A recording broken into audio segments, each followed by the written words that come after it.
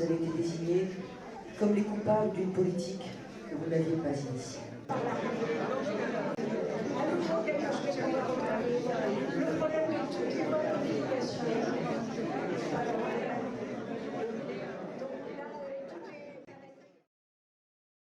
L'année qui se termine est celle du 60e anniversaire de ce que nous appelons l'Exode. Des souvenirs douloureux, certes, mais aussi des souvenirs d'un pays que nos pères avaient bâti. Ce fut une belle aventure. C'est à ses parents, à ses aïeux, qu'aujourd'hui nous voulons rendre hommage. Ces femmes et ces hommes venus des quatre coins de France, d'Espagne, de Malte ou d'Italie, entreprirent de construire un pays où il y avait tout à faire.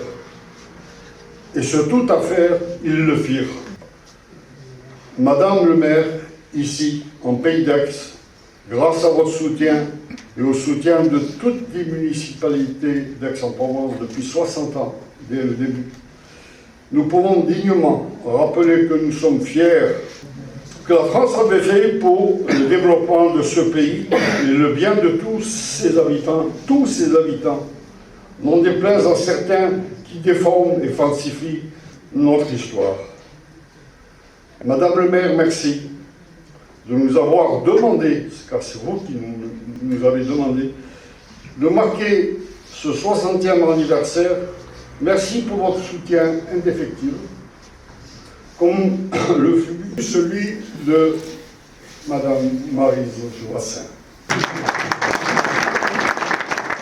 Nous avons ici exposé une série de tableaux et également le thème, nous avons choisi un thème qui est le réel, être fidèle au réel. Le titre me semblait très sibyllin.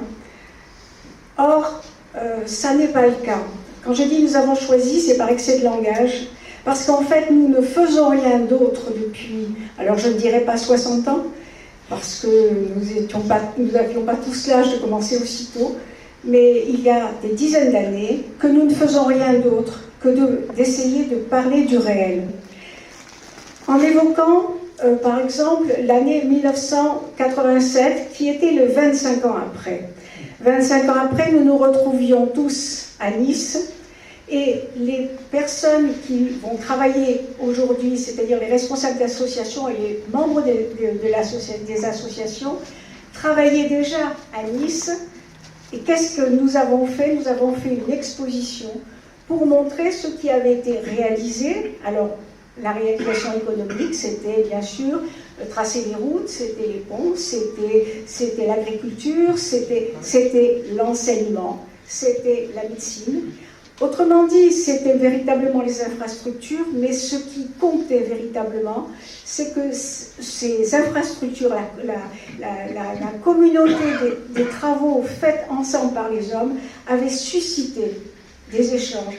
Et il n'y avait pas à Nice mettons un organisme historique qui avait choisi de présenter de façon très académique cette réalisation. Il y avait des gens qui avaient travaillé, il y avait des gens qui avaient fait les ponts et qui étaient là, il y avait des gens qui avaient fait les barrages, il y avait ceux qui avaient fait les premières recherches sur le pétrole, il y avait les instituteurs, et tous ces gens-là étaient la vie de la ville. Alors vous me direz, chaque fois je vais faire la référence avec d'une part la presse et d'autre part l'université. L'université à cette époque-là s'est très peu occupée de nous.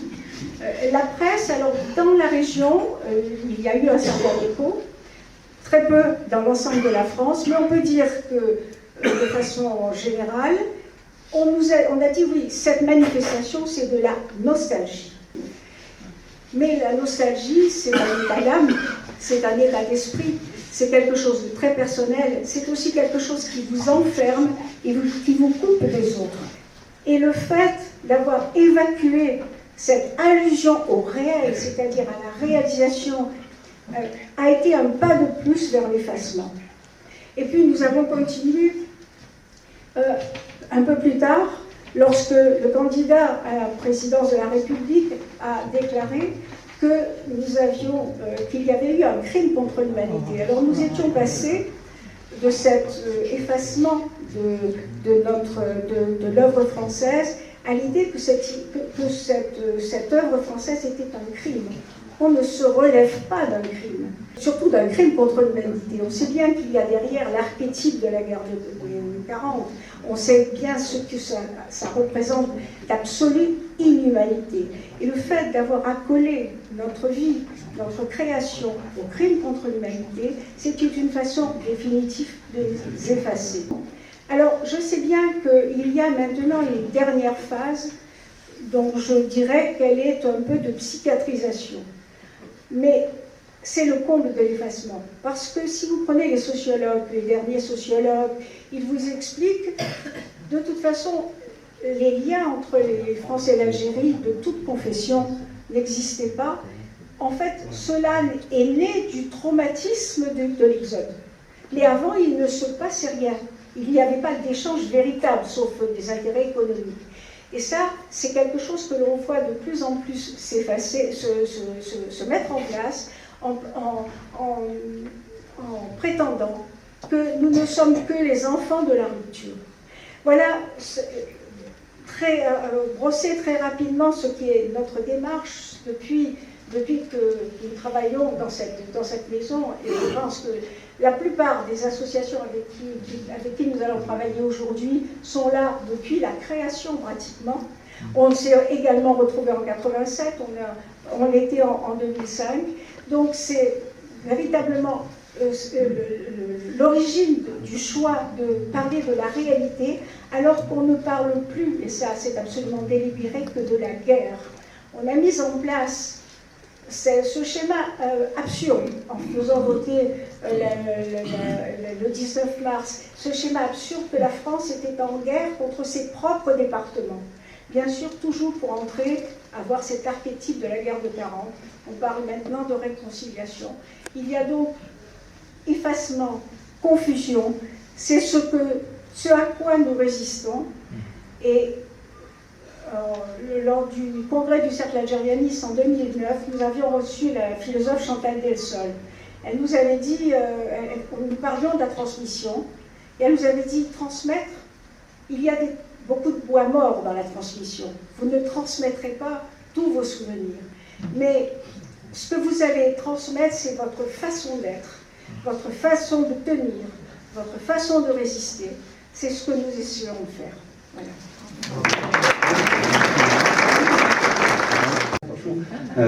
C'est ça que... merci beaucoup, Evelyne. Merci beaucoup, beaucoup.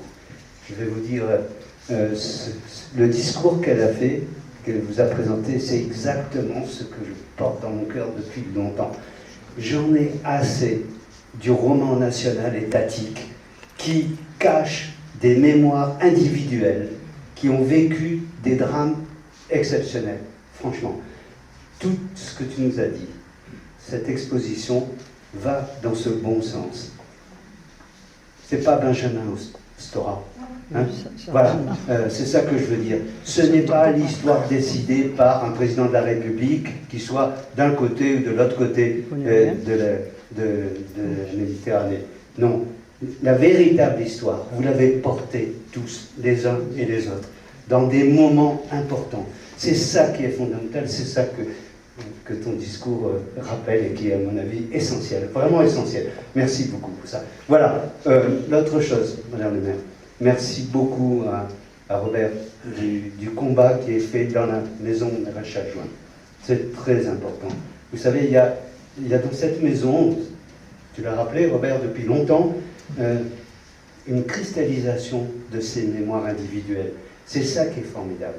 Et grâce à l'existence de cette maison, on arrive à transcender un roman national qui est quelquefois inacceptable. C'est ça qui est très très important. Merci d'être là à tous. Madame la maire, merci. Bonjour à tous. C'est un honneur d'être là ce matin. C'est un honneur de célébrer votre courage, votre pugnacité, votre détermination. Détermination à ce que l'histoire ne soit pas ne soit pas tronquée, détermination à ce que ce qui a été fait pendant plusieurs générations en Algérie soit reconnu. Soit reconnu non pas avec le pan noir que l'histoire, dont l'histoire voudrait l'affubler, mais avec toutes ses réalisations positives. Et que dire de l'amitié qui était née entre les hommes aussi? Que dire du fait que la France peut-être n'a pas réagi comme elle l'aurait dû, c'est une évidence, bien avant, et que d'un coup vous avez été désignés comme les coupables d'une politique que vous n'aviez pas initiée. Vous êtes arrivés ici sans aide, sans rien, nu et cru, comme diraient certains, une main devant, une main derrière. Mon père a fait la guerre d'Algérie, il est parti en raison du sort qui était réservé aux Harkis, qui eux aussi ont porté un poids, qui n'était pas un poids juste. La France aurait dû les honorer comme elle aurait dû vous honorer. Elle aurait dû tous vous recueillir dans son sein et vous aider à mettre pas à pas sur pied une nouvelle vie. Ça n'a pas été le cas, loin de là. Et bravo pour votre objectivité, votre calme, dans la détermination de vos propos. Oui, aujourd'hui, on essaye de faire en sorte que les projecteurs soient sur une partie de l'histoire et encore en la déformant, largement. Donc aujourd'hui, et je vois que nous sommes réunis tous, et Gérard bien sûr, qui est toujours à vos côtés, et de manière très militante. Brigitte qui est présente, je pense aussi à Édouard Baldo, qui a été élu d'opposition dans la municipalité, qui fait partie des rapatriés, avec ses parents. Et c'est bien que nous soyons tous ici sans autre considération aujourd'hui. Toutes ces belles images montrent bien autre chose que ce qui nous est dépeint dans ce qu'on voudrait être le livre d'histoire. Et moi j'ai confiance et j'ai espoir. J'ai espoir parce que vous êtes debout. Et j'ai confiance parce que l'histoire est faite aussi de mouvements de balancier. Et quand on exagère trop dans un sens, au bout d'un moment, le balancier change et selon la force avec laquelle il a été projeté d'un côté, eh bien il revient de l'autre. C'est face à tous ces mouvements de balancier que nous sommes parfois des témoins que l'on rend muets, mais qui ne le sont pas finalement. Et c'est cette position d'être debout qui fait que ce mouvement de balancier a toutes les chances, à un moment donné, de varier et de revenir sur une autre trajectoire. En tout cas, aujourd'hui, ce matin, je salue votre courage à tous, celui de Robert. Robert qui est là, toujours parmi vous et envers et contre tout, et qui mène cette maison des rapatriés de main de maître. Robert qui a le cœur vibrant et dont la déchirure n'est pas une cicatrice, ça reste une déchirure, mais ça reste une déchirure pulsante, vibrante, qui alimente aussi ce combat pour la vérité. Merci, merci du fond du cœur, Robert. Merci à tous.